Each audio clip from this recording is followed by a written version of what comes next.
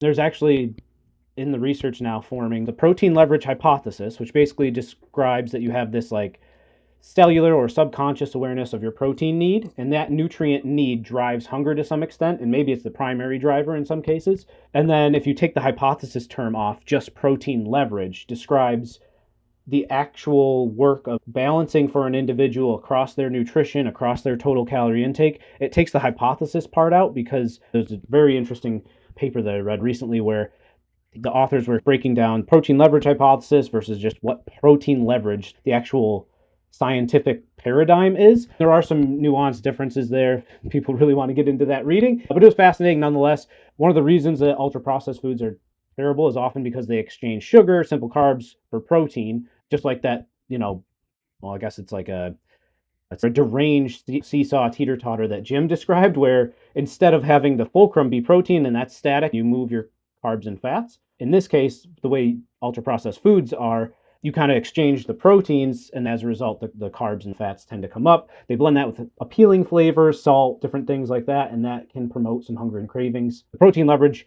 hypothesis, or protein leverage as a paradigm, basically takes this scientific look of making sure you as an individual are getting the protein that you need to feel satiated. You're not suffering from this craving, more eating, and having issues with health span and biomarkers, weight loss, things like that. So again, just reiterating that point, the satiety is a big one. So I know maybe Jim or Brandon, I'm sure you'll have some stuff to piggyback on since we're moving into the satiety realm.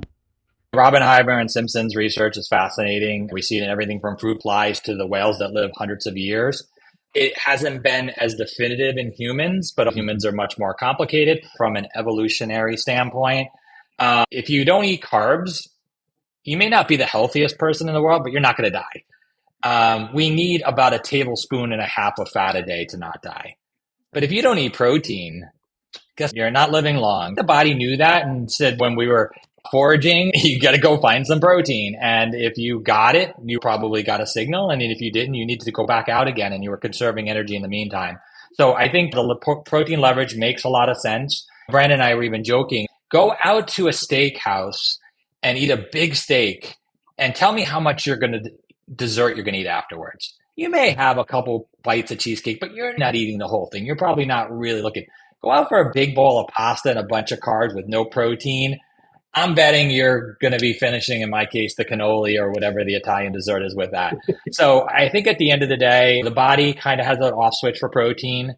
Also, people like, oh, I've eaten a 10-ounce porterhouse or something that would be an excessive amount of protein. I'm like, okay, how much protein did you eat the next 24 hours? But I know that there's downstream for the next 24 hours.